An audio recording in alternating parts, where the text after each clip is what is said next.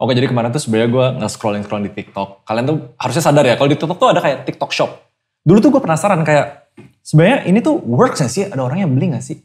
Terus pas gue pertama coba beli, terus gue kayak cari tahu ini gila sih, orang-orang yang jualan di sini tuh bisa omsetnya sampai ratusan juta, bilian. Terus gue penasaran, gue bilang si PA gue, Gio, beli satu produk, terus dia kayak, kok ini omsetnya gede banget loh kalau di TikTok, coba dibahas aja di YouTube. Nah, makanya hari ini kedatangan tamu, thank you banget udah mau datang, Pak Albert. Yes. Bro aja ya gue panggil. Bro, Pak Albert. Biar kita kayak masih jiwa muda. Kalau enggak kan kelihatannya kolonial banget gitu. Gak masalah, ini umpamanya kan justru itu yang menarik. Kayak biasanya orang mikir TikTok, anak muda, remaja gitu, misalnya 20-an baru main gitu. Kayak bisnisnya langsung ke TikTok. Tapi ini Bro Albert bisa sampai, kalau yang saya dengar ya, yang gue dengar ya, sampai ngebangun pabrik senilai 14 miliar dan omsetnya tuh bisa kayak ratusan juta, totalnya bisa miliaran dari TikTok doang gitu. Betul. Jadi kalau kita ngobrol, sebenarnya kan kita perkenalan di awal dengan TikTok ya. Kita juga gak nyangka awalnya, kita bilang digital platform yang paling kita gak sangka. Karena perkenalan awal saya itu di tahun 2019. Jadi 2019 itu kita mengalami stagnansi dalam penjualan secara offline juga gitu. Oh, jadi dulu sempat bikin brand, produk, tapi stuck. Jadi kita mulai itu 2016 ya. Dari 2016 itu saya udah mulai coba bisnis dengan brand lokal lah. Kita ngobrol. Karena kita ngobrol kan sekarang brand lokal 2016 itu memang gak terlalu diminati. Kebetulan produk yang saya mulai itu dari bidang kecantikan. Yaitu kalau kita ngobrol mereknya itu nggak usah Bioherbal sama BMKS. Dari 2016 itu kita mulai. Kita gak melejitnya kayak sekarang nih. Tapi dengan era masuk 2019 ini kita mulai kenal di TikTok. Kita kenalan itu mulai dari digital ads lah. Oh, awalnya tuh sebenarnya bukan bikin konten, tapi mau coba nge-ads di TikTok nge-ads, gitu. Jadi nge-ads di TikTok awalnya itu boleh bilang ada hasil. Hasil, tapi tidak maksimal. Nggak bener-bener kayak sampai melejit ratusan juta, sampai kayak grow-nya. Belum, bisa itu. Belum, tapi profit lah kita ngomong. Dari sana profit. Habis itu di sana TikTok ada ngadain waktu itu tahun 2020 kalau nggak salah. Ngadain namanya Maju Bareng TikTok. Waktu itu. Oh, itu program? Program. Oke. Jadi Maju Program TikTok itu kita masuk. Di sana kita diajarin. Ternyata ngiklan itu jangan hard selling gitu loh. Oh, oke. Jadi saya baru tahu kan dulu kan kalau kita diskon, beli ini gratis ini atau apa, beli ini potong harga sekian. Habis itu kalau sekarang beli ini gitu loh. Ternyata TikTok itu nggak bisa. Jadi kalau mau kita iklan di TikTok, konten yang mau diiklan, jadi content is the king. Content is king? Is the king. Jadi itu buat kayak generasi kita kalau ini kan bingung kan. Oh gila nih content is the king gitu kan. Nah makanya penasaran kenapa bisa ya gitu sampai tertarik masuk. Tetap berarti karena ads terus gara-gara ikut program itu ya? Yes, jadi pas ikut program itu ini segala macam. Habis itu kita sempat komunikasi deh. Setelah ikut program itu gak langsung jadi juga. Arti kata kita sempat komunikasi lah. Kita ngobrol sama teman-teman yang ada di TikTok. Ini gimana sih pecah masalah saya? Karena saya benar-benar posisinya tidak kurang mengerti lah apa yang harus dilakukan. Walaupun mereka udah jelasin. Dan akhirnya mereka sampai pertemuan, ya udah pokoknya Bapak gak bisa ngonten, ketemu sama kreator. Oh, jadi kontennya bukan dibikin sama brandnya sendiri, bukan dari bronya sendiri, tapi dikonekin gitu? Yes, jadi itu maksud saya, artinya kan kita kalau kita suruh bikin brand, bikin konten kan bingung kan. Jadi kita ngobrol, apalagi kita boleh bilang kan di TikTok ini agak unik. Konten-konten yang ini, karena orang di TikTok bilang kita nggak hard selling, orang datang ke TikTok itu ke digital platform itu bukan untuk nyari barang jualan sebenarnya. Case ini kebalik. Kalau tahun lalu tuh gue bikin podcast 2020 dan mayoritas dari orang yang masuk podcast itu mereka tenar di TikTok dulu, mereka organik dulu. Jadi mereka bikin konten dulu, terkenal dulu, baru mikirin mau jual produk apa. Betul. Tapi ini case-nya bisa juga dilakukan sebaliknya, udah punya produknya. Ternyata ada program dari TikTok untuk bisa ngebantu distribute dan bikin kontennya gitu. Betul. Jadi di TikTok itu akan namanya marketplace afiliator ya. Atau marketplace. Di sana kita ketemu kreator-kreator yang canggih-canggih tuh. Ya notabene mereka kenal banget. Mereka punya pasarnya siapa. Mereka punya... Paling kita coba jelasin. Kan di sana kan dikasih analisa. Analisa umur, penontonnya siapa. Jadi itu memudahkan kami. Jadi misalnya kalau kita dari awal tahu pasar kita bidiknya siapa. Dan segmennya siapa. Tinggal masuk dan tinggal kontak sama mereka, yuk kita kerjasama yuk untuk bikin bareng. Dan makanya saya bilang sekarang ini kalau kita ngobrol bahwa dengan ada lakukan di TikTok itu, sangat mudah banget kalau kita mau bangun satu brand. Jadi bahkan kalau kita ngobrol dari tahun 2019 ini, kita jalan 2020 kita meledak, jalan di ini, Sampai akhirnya 2021 itu kecanduan kita akhirnya bikin pabrik. Itu yang pabrik masalah. Iya. Berarti bisa dibilang kayak gini ya. Bikin produk, stuck, nyobain TikTok, boom, langsung bikin pabrik 14 miliar. Betul. Waduh, itu gila banget sih. Jadi kita bikin pabrik pada posisi itu karena pada konteks itu waktu kita bikin pabrik ini kan pada saat bilang pandemi lah kan. Pandemi itu gak ada orang berani resiko pada saat itu. Gila, orang pasti mikir gila lu pandemi invest segitu banyak untuk bikin pabrik gitu. Betul. Jadi dan pada saat itu kita invest ke sana, kita masuk dan memang momennya tepat ya menurut saya. Momen yang tepat di mana TikTok juga berkembang. Artinya digital platformnya itu berubah. Artinya kalau dulu kita cuma bisa ads doang, lalu cuma bisa cari content creator untuk bikin kontennya doang, tiba-tiba muncul tadi yang kita ngobrol, TikTok Shop. Gue tuh sebenarnya banyak ya, kayak kalau yang follow gue dari lama, itu dari dulu tuh tahu. Sebenarnya gue tuh advokat banget, hampir semua bisnis mau mulai, mau UMKM, mau korporat atau apa, gue selalu rekomendasiin, start dari TikTok. Mereka mau bilang, oke, kita mau invest banyak di platform lain. Tapi masalah gini, TikTok tuh punya advantage yang menurut gue platform lain tuh gak punya. Coba deh, buat siapapun, creator atau bisnis atau brand, mau mulai di platform lain, it's way harder. Tapi TikTok tuh menurut gue ngasih fair advantage orang yang gak punya audiens sama sekali, nggak cara algoritma mereka kerja ya, itu tuh bisa dapet audiens yang gede. Bisa sampai reach-nya banyak banget. Betul. Ada teman gue yang punya bisnis juga, kayak dia mulai dari 0, followernya 0, dia iseng-iseng bikin TikTok, bikin video, terus tiba-tiba 100 ribu, 200 ribu. Dari sana langsung kayak tiba-tiba bulan pertama omsetnya 10 juta, 20 juta, 50 juta. Dulu siapa yang bisa kayak gitu. Dan kalau kita ngobrol, ternyata yang di TikTok ini juga tadi yang saya agree banget. Dan ternyata promosi itu sesimpel itu. Dan kalau kita bikin konten, segala macam ya kita ngobrolin itu, yang dimana si TikTok itu tidak memandang harus ada follower banyak dulu. Menurut saya.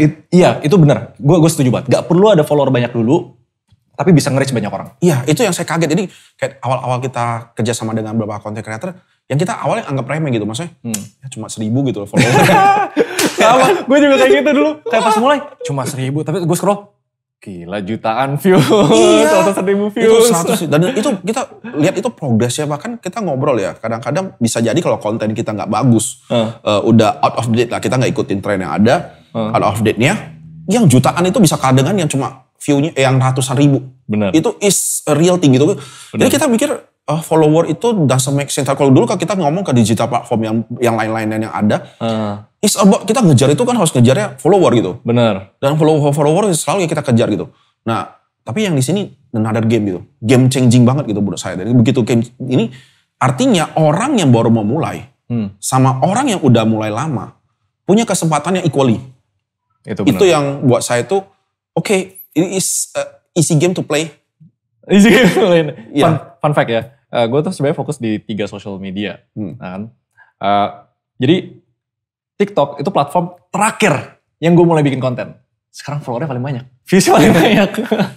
Bener, menurut gue salah satu yang unique advantage-nya lah. Terus kayak pas, gue kan orang bisnis ya. Jadi kayak hampir semua produk yang gue pakai, pasti secara gak langsung tuh kayak ngebedah. Ini bisnisnya gimana ya gitu. Nah kemarin pas kayak gini, TikTok Shop pas muncul. Awalnya tuh skeptis. Kayak platform lain pernah ngelakuin kayak gitu. Shop dimunculin menunya di menu bar, tapi kok gak terlalu works gitu. Tapi TikTok Shop pas denger belakang-belakang sini gue coba beli, loh kok candu, kok beli terus, kok beli gitu. Jadi salah satu angle yang dimainin, yang menurut gue jadi strateginya itu, karena mereka pinter. Jadi bayangin ya, kalau kebanyakan orang kan kalau jualan produk, itu tuh nunggu orang ada interest, cari, baru dia beli gitu loh. Terus market yang lain gimana? Nah TikTok itu sifatnya kayak, kita nggak nunggu orang ada interest dulu.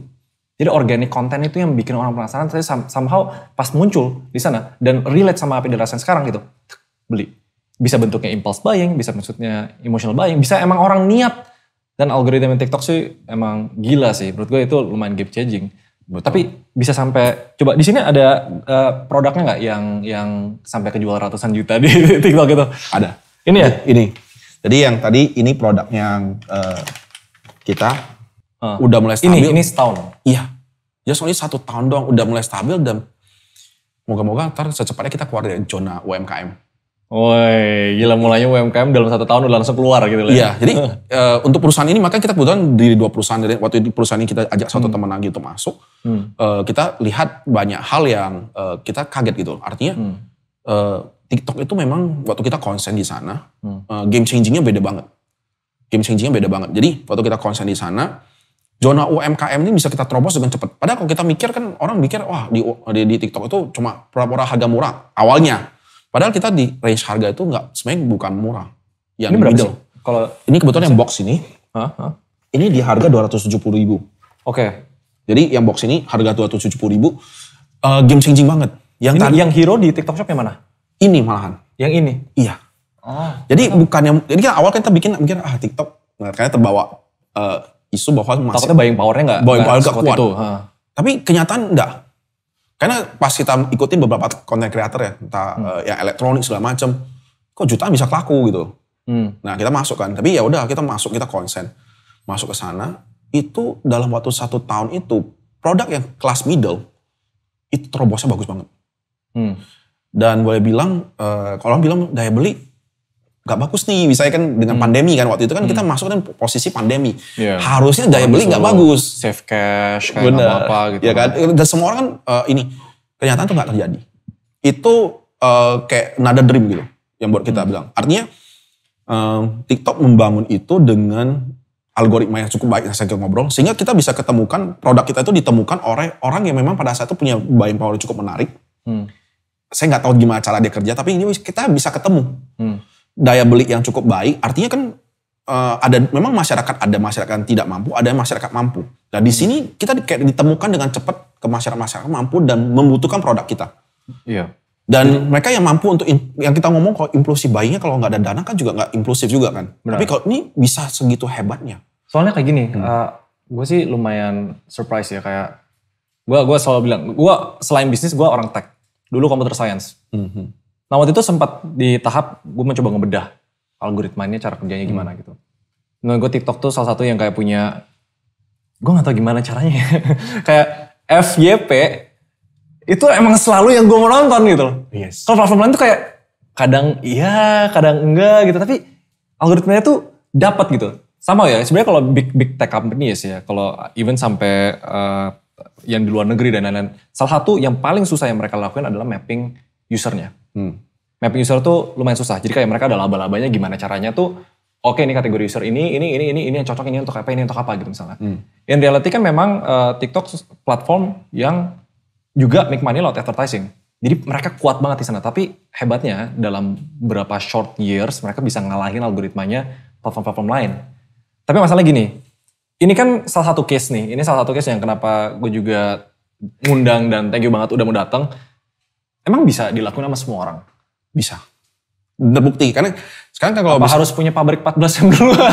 Ada. Jadi itu sebenarnya semua orang bisa lakukan. Cuma kenapa pada saat itu kita bangun pabrik, memang pada saat itu secara ekonominya kita ngobrol pada saat pandemi itu sangat baik momennya masuk. Karena pada saat itu semua, biasanya kalau kita ngomong kita mau bangun satu usaha, itu mungkin butuh dana lebih besar. Ada problem produksi nggak? Pas tiba-tiba ordernya banyak gitu kayak. Ada. Justru itu makanya investasi pabrik ya? Yes. Jadi kita untungnya punya sendiri, jadi kita problem itu tidak terjadi di kita.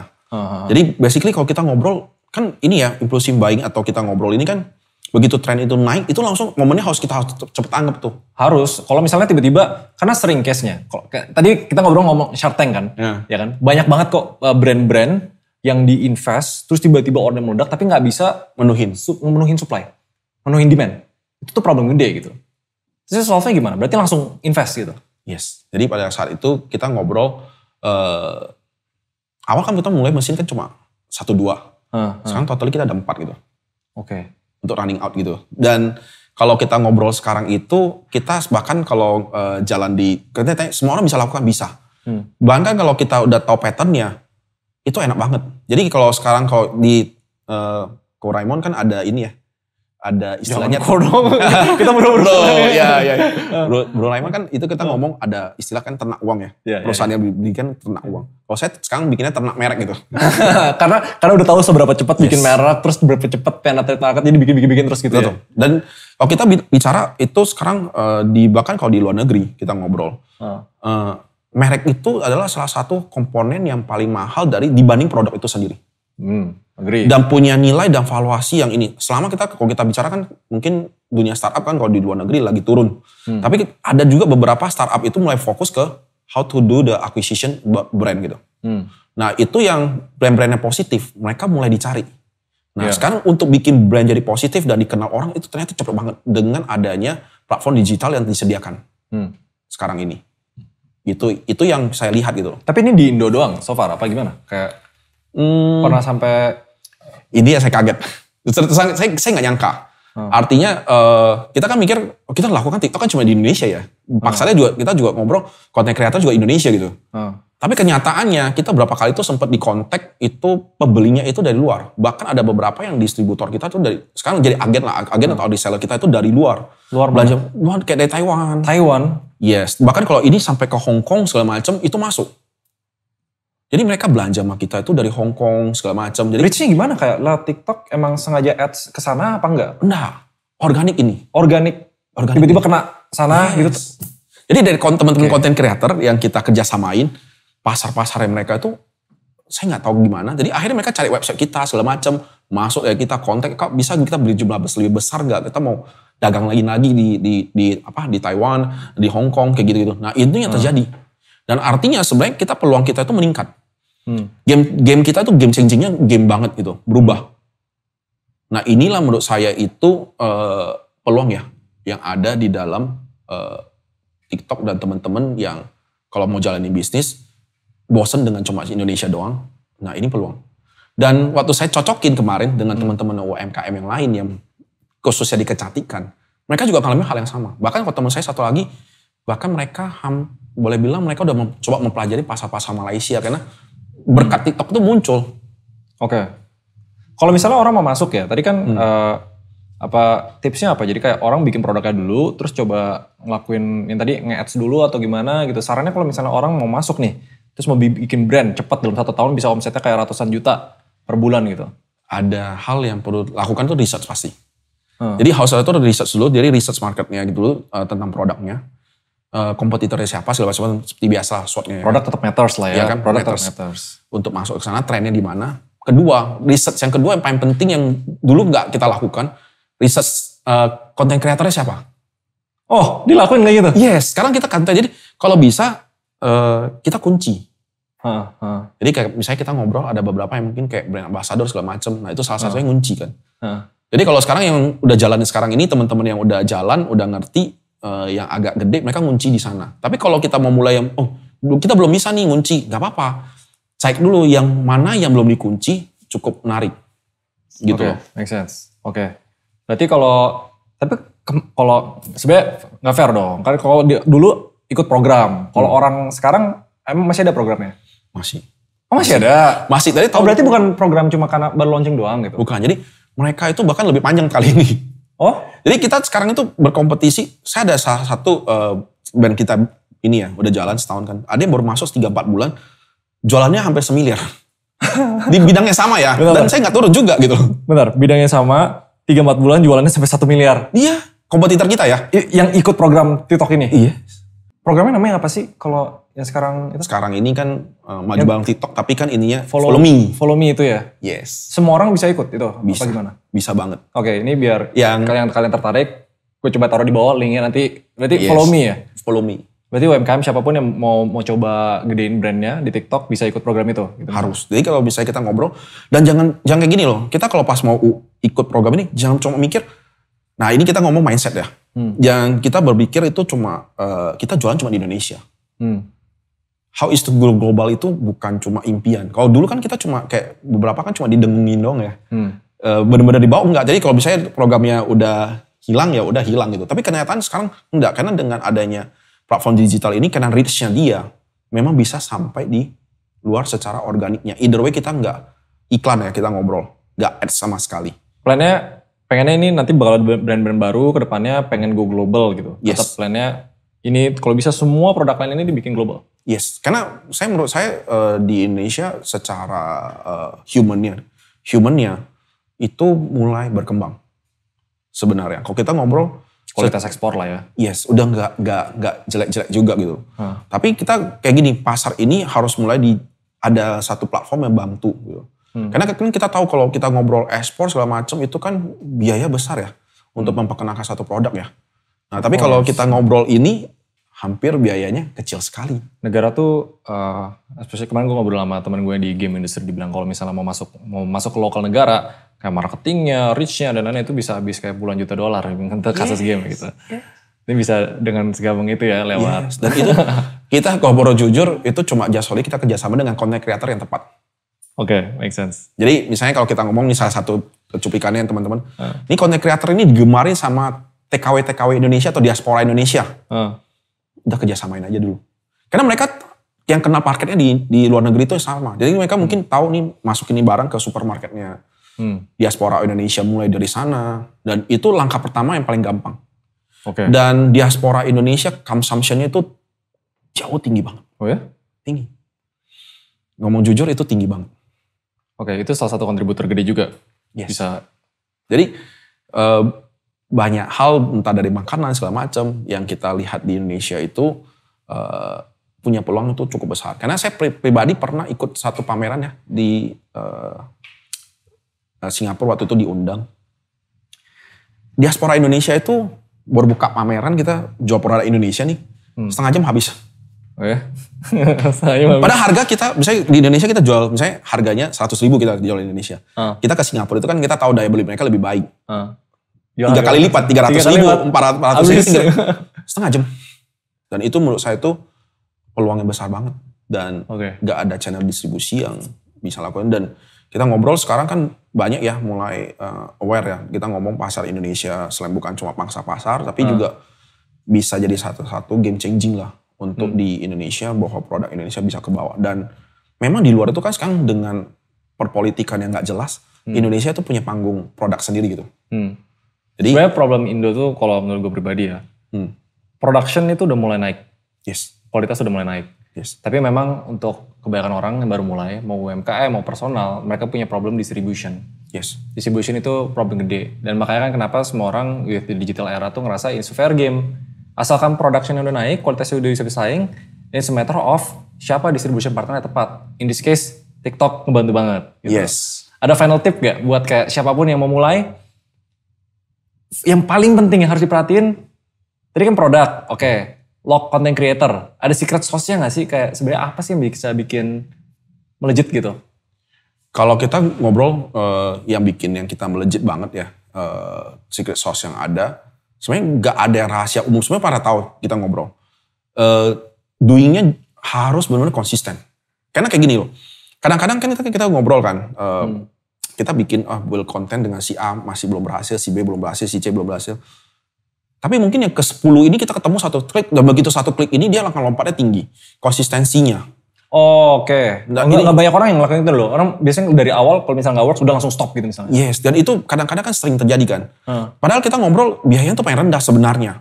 Dibanding, dan kadang-kadang kita udah biasa gitu rendah. Karena saya tahu, karena 2016 waktu saya mulai, biaya marketing itu mahal sekali. 2016, karena gak banyak platform yang kita bisa pakai. Dan kalau kita ngobrol, mana ada sih dulu kalau kita ngomong konten kreator, ini kita ngomong ya, konten kreator itu kan banyak orang tahu, bayar konten kreator mahal. Yes, tapi ada juga caranya gratis.